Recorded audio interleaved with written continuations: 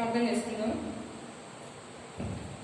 పరిశుద్ధుల తండ్రి, ప్రేమల కృపాంజీవులమైన జీవోత్పత్తి, న్యాయోత్పత్తి, దేవాలయ ఈ సాయంత్రకాల సమయంలో నీ పాసం చేతులకు ఇచ్చిన ధరతులు బట్టి కేవలం ఉన్నాడు.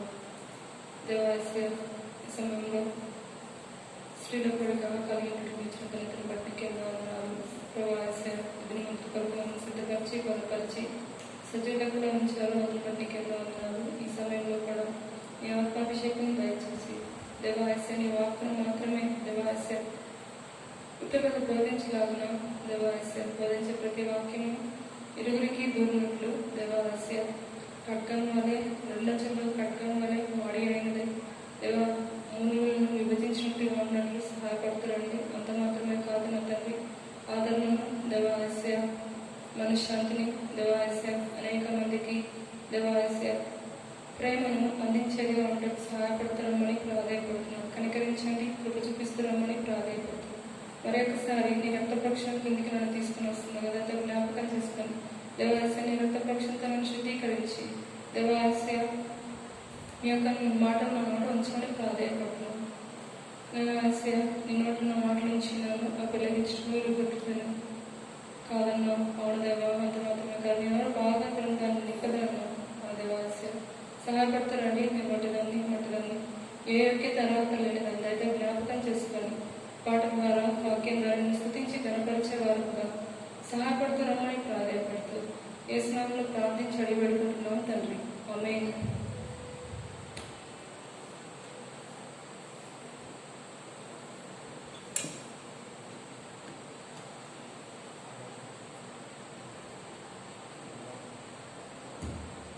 ఈ సమయంలో పాట పాడుతున్నాం.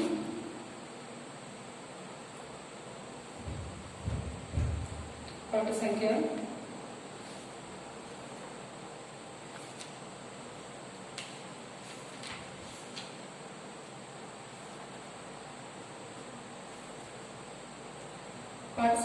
544.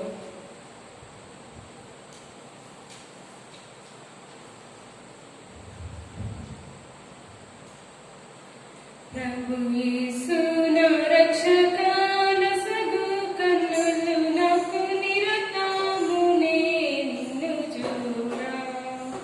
प्रभु यीशु ना रक्षका नसगु कन्नुलु नाकु निरतामुने निन्नु जोड़ा. प्रियुडैना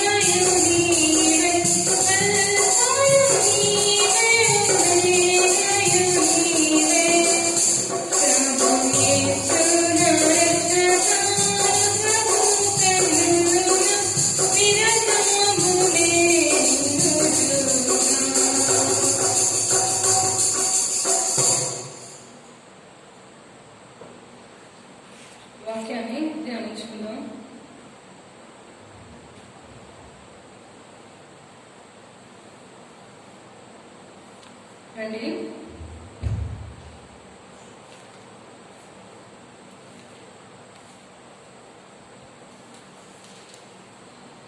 లూకా సువార్త 18వ అధ్యాయం 1 నుండి 8వ వచనం వరకు కలిసి చదువుకుందాం. వారు విసుగక నిత్యము ప్రార్థన చేస్తుండేవారు అంటకు ఆయన వారితో ఈ ఉపమానం చెప్పాను. దేవునికి భయపడకయు మనుషులను లక్ష్యపెట్టకయు నుండు ఒక న్యాయాధిపతి యొక్క పట్టణంలో ఉండెను. ఆ పట్టణంలో ఒక విధవరాలను ఉండెను. ఆమె అతని ఎద్దకు తరచుగా వచ్చి నా ప్రతివాదికి నాకును న్యాయం తీర్చమని అడుగుచూ వచ్చిన గాని అతడు కొంతకాలం ఒప్పకపోయాను. తరువాత అతడు నేను దేవునికి భయపడకయు మనుషులను లక్ష్య పెట్టకయు ఉండినాను. ఈ విధవరాలు నన్ను తొందర పెట్టుచున్నది కనుక ఈమె మాటి మాటికి వచ్చి గోజాడుతున్నట్లు ఆమెకు న్యాయం తీర్చునని తనలో తాను అనుకున్నాను. మరియు ప్రభు ఇట్లనెను, అన్యాయస్తుడైన న్యాయాధిపతి చెప్పిన మాట విండి. దేవుడు తను ఏర్పరచుకున్న వారు దివారాత్రమును తన గురించి మొరపెట్టుకును చుండగా వారికి న్యాయం తీర్చడా? ఆయన వారికి త్వరగా న్యాయం తీర్చును. వారి విషయమే కదా ఆయన దీర్ఘశాంతము చూపుచున్నాడని మీతో చెప్పుచున్నాను.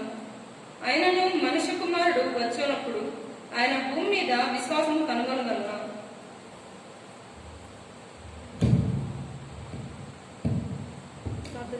ప్రార్థిస్తున్నాం. పరిశుద్ధ తండ్రి, దేవాస్య మరొకసారి పాల్సించండి, జ్ఞాపకం చేసుకోండి. దేవాస్య కనికరించండి. దేవాస్య నీ ఆత్మాభిషేకం కోరుకొచ్చుండగా అదితో జ్ఞాపకం చేసుకోండి. నీ మాటలు ఉంచామని ప్రాధాయపడుతున్నాను, కనికరించండి. దేవాస్య కేవలం నీ నోటి కూరగా మాత్రమే నన్ను వాడుకోమని ప్రాధాయపడుతున్నాను. మాతో సంధించినట్లు వాక్యం దేవాస్య సహాయపడుతున్నామని ప్రాధాయపడుతూ ఏ స్థానంలో ప్రార్థించి అడిగడుతున్నాను తండ్రి. ఆమేన్.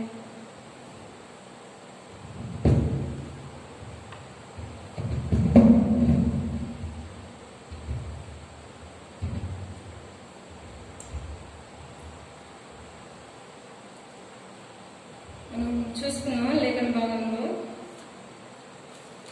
లూకా సువార్త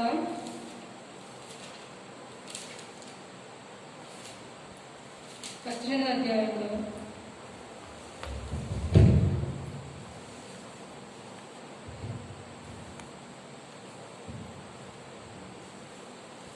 లూకా సువార్త 18వ అధ్యాయంలో వారు విసుగక నిత్యము ప్రార్థన చేయుచుండెననుటకు ఆయన వారితో ఈ ఉపమానము చెప్పెను. అంటే ఇక్కడ శిష్యులతో దేవుడు యేసు ప్రభు చెప్తున్నాడు ఏమని? వారు విసుగక నిత్యం ప్రార్థన చేయుచుండెననుటకు ఆయన వారితో ఈ ఉపమానము చెప్పాను. అయితే ఇక్కడ ఎవరి కొరకు రాయబడిందంటే ఆయన శిష్యులు. ఈ లోకంలో ఆయన శిష్యులు ఎవరంటే మనమే. అయితే ఇక్కడ ఒక దేవునికి భయపడక మనుషులకు లక్ష్య పెట్టకుండా ఒక న్యాయాధిపతి ఒక పట్టణంలో ఉండదు. అంటే దేవునికి మనుషులకి ఎవ్వరికి భయపడిన ఒక న్యాయాధిపతి ఉండదు. అతడు ఎవ్వరి మాట విననివాడు.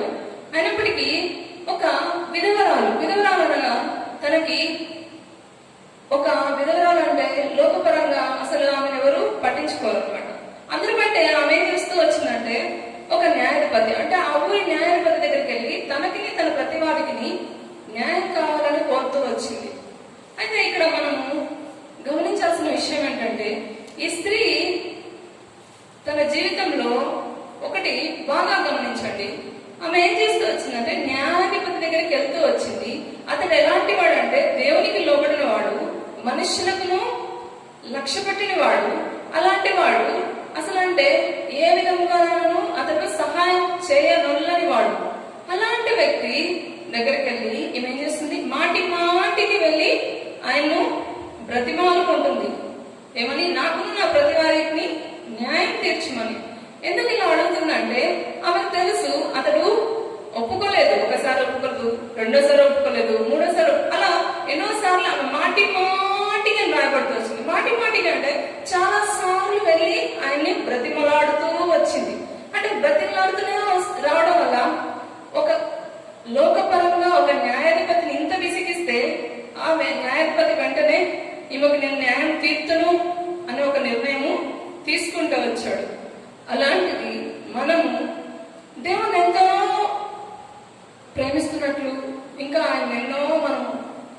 అడుగుతూ వస్తూ ఇంకా ఆయన మనము ఇంకా మా దేవుడు గొప్ప దేవుడు, కేవలం మాటలతో ఆయన ఎంతగానో స్తుతిస్తాం కానీ మన హృదయపూర్వకంగా ఆయన వైపు తిరగం. కానీ ఆ స్త్రీకి వేరే ఆప్షన్ లేదు, చెప్పాలంటే వేరే ఆప్షన్ లేదు. వేరే ఆప్షన్ లేదు కాబట్టి ఆ స్త్రీ అతని దగ్గరికి మళ్ళీ మళ్ళీ మళ్ళీ మళ్ళీ మళ్ళీ మళ్ళీ వస్తూ వచ్చింది.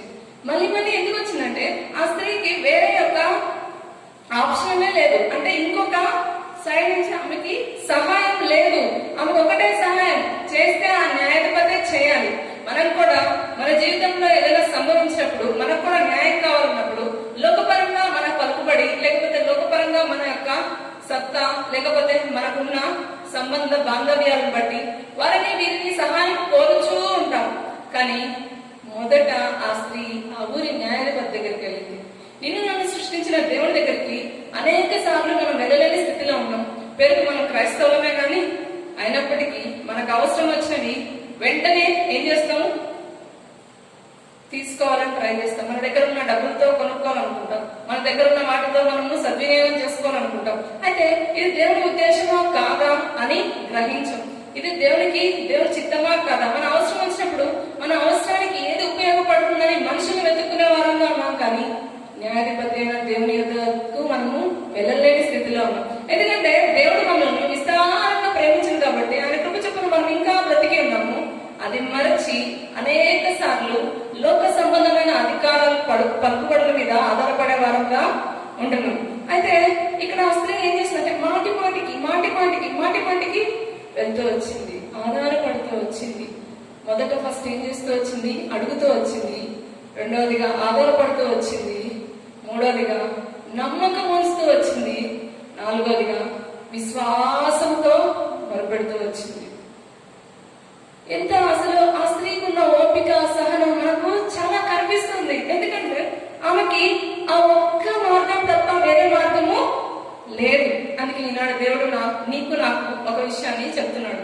ఈ వాక్యంలో విషయాన్ని మనకు తెలియజేస్తున్నాడు. ఏమనంటే ఒకటే మాట, ఎవరైనా కానీ దేవుని పిల్లలైన తర్వాత ఏమంట, మీరు నా దగ్గరకు వచ్చి నన్ను అడిగితే నేను ఇవ్వనా అని దేవుడు ఇక్కడ అడుగుతున్నాడు. అలాంటి దుష్టమైన అంటే అలాంటి ఎవరికి భయపడిన ఒక న్యాయాధిపతే, లోకానుసారమైన ఒక న్యాయాధిపతే, ఒక అన్యాయమైన న్యాయాధిపతే ఆమె విషయంలో న్యాయం తీర్చాలనుకున్నప్పుడు నువ్వు నన్ను తన గురించి దివారాత్రులు నువ్వు తనకు మొరపెట్టు వారికి ఈ తీర్పు తీర్చడానికి నేనున్నా దేవుడు మాట్లాడుతున్నాడు. తీర్చడా? దివారాత్రులు మొరపెట్టే వారికి తీర్చడా? తీరుస్తాడు. కానీ ఎలా తీరుస్తాడు?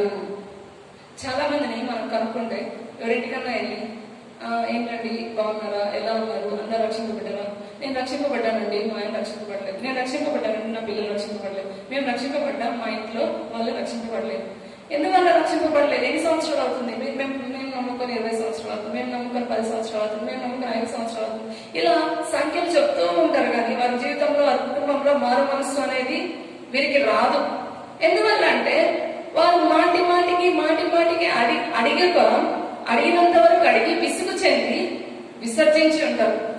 ప్రార్థన చేస్తూ ఉన్నామండి, ఎక్కడైనా ఏదైనా అడిగినప్పుడు ప్రార్థన చేస్తూ ఉన్నామండి, జవాబు ఇంకా రాలేదు, జవాబు కోసం ఎదురు చూస్తూ ఉన్నాం.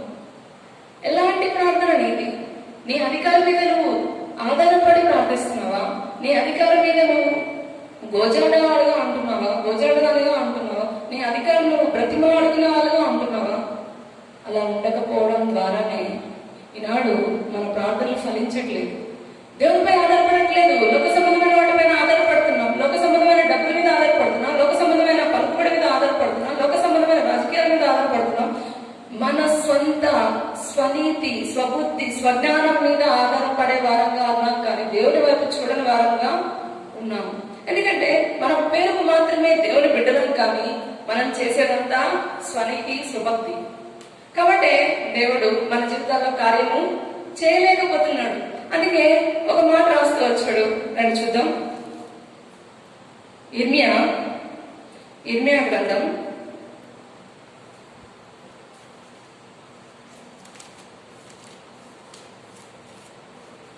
29. ఆయన ఏమంటున్నాడంటే ఇర్మియా గ్రంథంలో ఒక మాట రాస్తూ వచ్చాడు. ఎలా రాస్తూ ఏమనంటే అన్నమాట, ఇర్మియా 29:12 అధ్యాయం. మీరు నాకు మొరపెట్టుదురే అని మీరు నాకు ప్రార్థన చేయొద్దు వద్దురే అని నేను మీ మనను ఆలకింతును. మీరు నన్ను వెతికిన ఎడల, పూర్ణ మనస్సుతో నన్ను గురించి విచారణ చేసిన ఎడల మీరు నన్ను కనుగొందరు. నన్ను నేను మీకు కనపరుచుకుంటున్నాను. ఇదే యెహోవా. అంటే ఇక్కడ ఏముందంటే, మీరు నాకు మొరపెట్టుదురని మీరు నాకు ప్రార్థన చేయొద్దు వద్దురే అని నేను మీ మనవి ఆలకించు. అంటే మీరు వస్తారని, మీరు ఎలా ప్రార్థన చేస్తూ మొరపెడుతూ వస్తారని ఆయన చేశాడంట. ఆయన ఏం చేశాడంట? ఆలకించరు. మీరు అలా వస్తే నేను ఆలకిస్తాను. మీరు నన్ను వెతికిన ఎడల, మనం దేవుని వెతకం, దేవుని యొక్క సమాధానం వెతకం, దేవుని యొక్క ఉద్దేశాన్ని గమనించుకోం. అయినప్పటికీ దేవుడు ఏమంటున్నాడంటే, మీరు నన్ను వెతకడానికి ట్రై చేయండి, నేను మీకు ఏం చేస్తాను? కనపరుచుకుంటాను అంటున్నాడు. నానే కనపరుచుకోవాలంటే ఫస్ట్ ఏం చేయాలి? వెతకాలి. ఆ స్త్రీ కూడా న్యాయాధిపతి కోసం ఆ ఊర్లో వెతుక్కుంటూ పోయిందేమో, నాకైతే తెలియదు. కానీ ఆ స్త్రీ ఆ న్యాయాధిపతి దగ్గరకు ఎలా వెళ్ళిందో తెలియదు. కానీ ఈనాడు నువ్వు నేను మాత్రం మన న్యాయాధిపతి అయిన దేవుని యొద్దకు రావడం లేదు. ఎందుకంటే నాకు నా ప్రతివాదికి న్యాయం తీర్చుమని ఆ స్త్రీ మాటి మాటికి వెళ్తూ వచ్చింది. విధవరాలైన స్త్రీ, ఆధారం లేని స్త్రీ, కానీ ఆమెకొకటే ఆధారము, ఆప్షన్ లేదు. అంటే ఒక దానికి ప్రత్యామ్నాయంగా వేరే ఏమీ లేదు. అయినప్పటికీ ఆ స్త్రీ ఏం చేస్తూ వచ్చిందంటే, కేవలం అంటే ఒక మూర్ఖ చిత్తుడైన న్యాయాధిపతి దగ్గరికి వెళ్ళి అతడు చేయడని ఎరిగి ఒప్పకుండాను ఆమె మాటి మాటికి వెళ్ళి అతని మనస్సు మారుస్తూ వచ్చింది. అలాంటిది మనం ప్రార్థన చేస్తేనే ఆలకిస్తాను అనే దేవుని వద్దకు మనము రాలేకున్నాం. ఎందుకంటే మన స్వచిత్తం మీద ఆధారపడే వారంగా ఉన్నాం. ఇప్పుడు మనం ఏదైనా వస్తువు కొనుక్కోవాలంటే ఏం ఆలోచిస్తాం? మనకు దానికి సఫిషియంట్ మనీ ఉందా లేదా అని చూసుకుంటాం. అంత తప్పనించి ఇది దేవుని ఉద్దేశమా కాదా, ఇది మనం తీసుకున్నామా కాదా, ఇది అవసరమా అవసరం లేదా, ఇలాంటివి ఆలోచించాం. ప్రార్థన చేస్తాము. అయితే మన బక్సింగ్ అంకుల్ గురించి చాలా విషయాలు చాలా మంది చెప్తూ ఉంటాయి. అవి ఎంతో అసలు మన జీవితంలో ఒకటి కూడా అన్వయించుకోలేదు. తన యొక్క ఉద్దేశ ప్రకారం తను ఒక చిన్న నడిలో కూడా దేవుడు ఒప్పుకునేవాడు కాదని. అంటే తన యొక్క దగ్గర ఉన్న డబ్బుల్ని తన స్వతహాగా ఉపయోగించుకోవడానికి కూడా దేవుడు ఒప్పుకోలేదు. ఆయన చెప్పిన ప్రతి రూపాయి పైసా ఆయన కేవలం దేవుని మీద ఆధారపడి ఖర్చు పెడుతూ వచ్చాడు. ఆయన జీవిత అనుభవాల్లో అనేకమైన విషయాలు మనకు మాదిరికరంగా ఉండటకు అవి రాయబడుతూ వచ్చాయి. అదేవిధంగా యేసు ప్రభు కూడా మన కొరకు మాదిరిగా ఉండడానికి లోకానికి వస్తూ వచ్చాడు. గొప్ప కార్యాలు చేస్తూ వచ్చాడు. అనేకమైన విశేషమైన కార్యాలు మనం చూస్తూ వచ్చాం. ఇప్పటి వరకు మన జీవితంలో అనేకమైన మేలు. ఈనాడు నువ్వు ప్రాణంతో ఉన్నావంటేనే గొప్ప మేలు. అది మరచిన వారమై ప్రార్థన చేస్తూ దేవుడు ఇంకా కనికరించలేదు. దేవుడు ఇంకా మన వైపు చూడలేదు. దేవుడు ఇంకా మా ప్రార్థన ఆలకించలేదు. ఎలా ఆలకిస్తాడు? దేవుడు ఆలకించాలంటే కొన్ని విషయాలు నియమాలు ఉంటాయి. ఎలాంటి విషయాలు నియమాలు ఉంటాయంటే చూద్దాం రండి. దేవుడు ఒక ఉద్దేశపూర్వకంగా మనల్ని ఏర్పరచుకున్నాడు. దేవుడు మనల్ని ఏర్పరచుకున్నాడు. అది మరచి వరంగా యెషయా 43:7 నా మహిమ నిమిత్తం నేను సృజించిన జనులు. ఆయన మహిమ నిమిత్తం మనం సృజింపబడిన వారమై, మరచిన వారమై, మన స్వనీతి స్వభక్తి మన స్వజీతం మీద ఆధారపడే వారంగా ఉన్నాం. ఎలా అంటే మనం ప్రతి విషయానికి ఫస్ట్ మనం తినడము, తర్వాత మన జాబు, మనం సంపాదించడము, మన యొక్క అవసరతలన్నీ తీరిన తర్వాత మిగిలిన సమయాన్ని మాత్రమే దేవునికి కేటాయించేవారన్నా. కానీ దేవుడు మనల్ని ఎందుకు సృష్టించాడు? ఆయన మహిమ నిమిత్తమే సృష్టించాడు. ప్రతి మనిషిని లోకంలో కేవలం మహిమ నిమిత్తం మాత్రమే సృష్టిస్తూ వచ్చాడు. మనమైతే అది మరచిన వారమే జీవిస్తూ వస్తున్నాం. ఎందుకంటే దేవుడు అనేక విషయాలు మనకు తెలియజేస్తూ వచ్చాడు. అయినప్పటికీ ఒక చిన్న విషయం, దేవుడు ప్రార్థన ఎప్పుడు ఆలకిస్తాడు. విసుగక ప్రార్థించాలి. అయితే విసుగకుండా ప్రార్థించాలి అన్న ముందు ఫస్ట్ మన ప్రార్థన ఆలకించాలి అంటే మనం ఏం చేయాలి? రండి, సామెతలు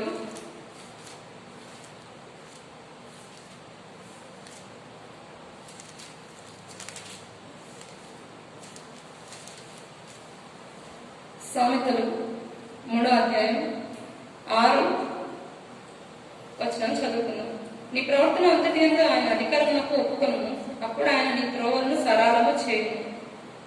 ఎప్పుడండి మన మార్గాలు సరళం చేయాలి, మనం అనుకున్నవి జరగాలి, మనం చేసేవన్నీ ఫస్ట్ మనం ఆయన మీద ఆధారపడాలి. ఆధారపడడం అంటే నీ ప్రవర్తన అంతటి యందు ఆయన అధికారమునకు ఒప్పుకొను. మన ప్రవర్తన అంతటిలో ఆయన అధికారానికి ఒప్పుకోలేని స్థితిలో ఉన్నాం. ఎందుకంటే ఈనాడు దేవుని కొరకు జీవిస్తున్నాం పేరుకు మాత్రమే, కానీ మనం కూడా లోకానుసారమైన వ్యక్తులను అనుసరిస్తున్నాం. ట్రెండ్ ఫాలో అయిపోతున్నారు. ఏమైనా స్త్రీ కాలంలో చర్చికి వస్తున్నారు, మంచిగా వాక్యాలు చదువుతున్నారు, బలలో చేస్తున్నారు, కానీ లోకానుసారమైన ట్రెండ్ ఫాలో అవుతున్నారు. ఎందుకు అలా ఫాలో అవుతున్నారు?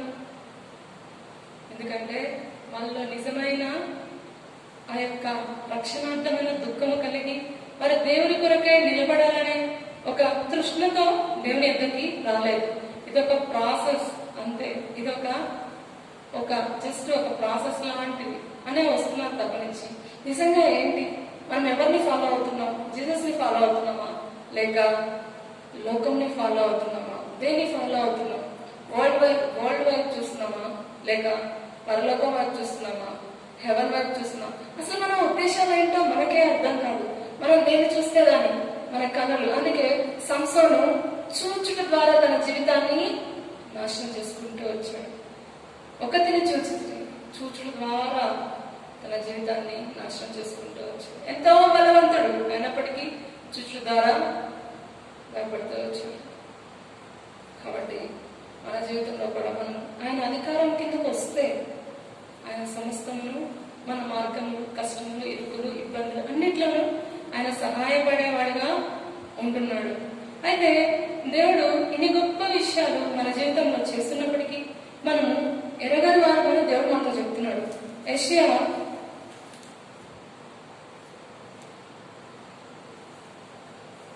మనల్ని ఎంతగా ప్రేమిస్తాడంటే దేవుడు, యెషయా 43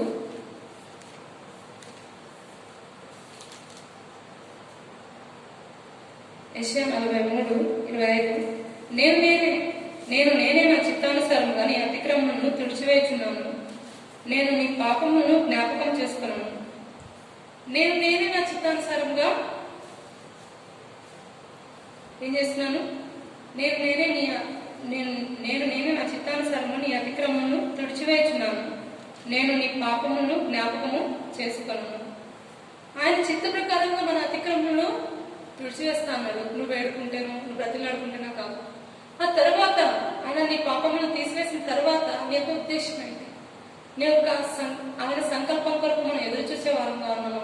ఆయన యొక్క ఉద్దేశాలు నెరవేర్చే వారం అవటకు ఇష్టపడుతున్నామా? ఎలాంటి ఉద్దేశాలు మనలో ఉన్నాయా? లేవు.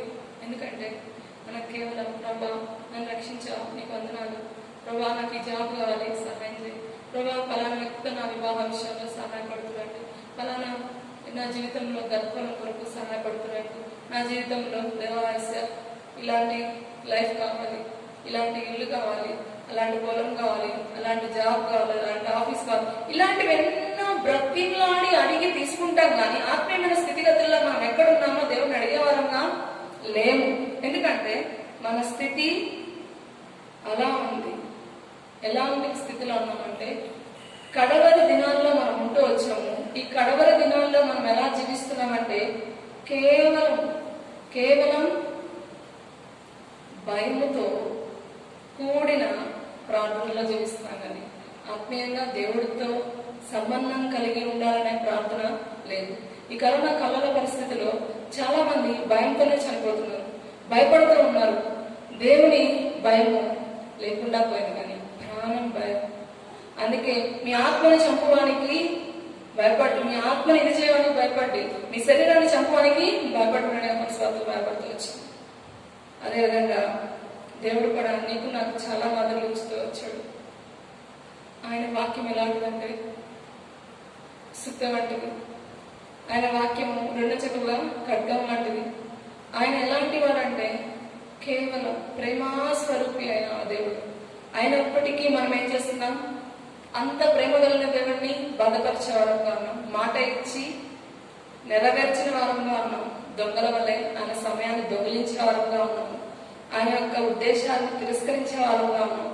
ఇన్ని క్రియలు చేస్తున్నప్పటికీ దేవుడు ఇంకా క్షమించి భూమి మీద నిన్ను ఉంచాడు అంటే ఆయన ఉద్దేశ సంకల్పం ఎడల బహు దొడ్డది. కాబట్టి దేవుడు నేను ఇంతవరకు సజీవ లెక్కలో ఉంచారు. దేవుడు నన్ను సజీవ లెక్కలో ఉంచి అందుబట్టి కొడుతున్నాడు ఇంకా ఎక్కువ పాపం చేయమని కాదు, కేవలం ఆయన మీద ఆయన నీ మీద ఒక ఉద్దేశాన్ని కలిగి ఉన్నాడు. ఆ ఉద్దేశం నెరవేర్చేంత వరకు నీవు భూమి పైన ఉండాలని ఇంకా సమయం ఇస్తున్నాడు. కృపకాలంలో ఉన్నాం కాబట్టి మనం పాపము చేయించున్నప్పటికీ బ్రతికిపోవచ్చున్నాం. దేవుని ఉద్దేశము అది కానే కాదు. నువ్వు మారు మనసు పొంది నీ జీవితం ద్వారా అనేకులను ఆకర్షింపబడ్డకు బలలో చేవేస్తున్నావు. బలలో చేసిన ప్రతిసారి ఏ ఆత్మకైనా రక్షింపగలిగావా? ఒక ఆత్మని రక్షించగలిగావా? నీ రక్తమును శరీరమును దేవాల్స దాన్ని జ్ఞాపకం చేసుకున్నప్పుడు నేను ఎలా ఉండాలి? అనేక మందికి అది జ్ఞాపకం చేసుకుని తెలియజేసేదానిగా ఉండాలని కోరుకుంటున్నాడు దేవుడు. అయితే మనం ఏం చేస్తున్నాం? కేవలం సండే వస్తుంది, ఖచ్చితంగా మనం వెళ్ళాలి, ఆరాధన చేయాలి, బలలో చేయాలి. బలలో ఎందుకు చేస్తున్నాం కూడా మనకు తెలియదు. ఎందుకంటే అలవాటు భక్తి అలవాటు అయిపోయింది. దేవుని మీద భయం, భక్తి అలాంటి ఉద్దేశాలు మనలో లేకుండా పోయాయి. బికాస్ ఏంటంటే లోకంలో మొత్తం సొంత తల్లిదండ్రులు కూడా చూసుకోలేని పరిస్థితులు తయారయ్యాయి. భార్య భర్తలతో, భర్త భార్యతో అసలు ఎవరికి సంబంధాలు లేకుండా అయిపోతున్నాయి. బిడ్డలకి పిల్లలతోనూ, పిల్లలకి బిడ్డలతోనూ అసలు ఎవరికి ఏ సంబంధం లేకుండా పోతుంది. ఏ సంబంధానికి వాల్యూ లేకుండా పోతుంది. ప్రపంచం ఎటు పోతుందో తెలియదు. కానీ నీవు నేనైతే భయంతోనూ భక్తితోనూ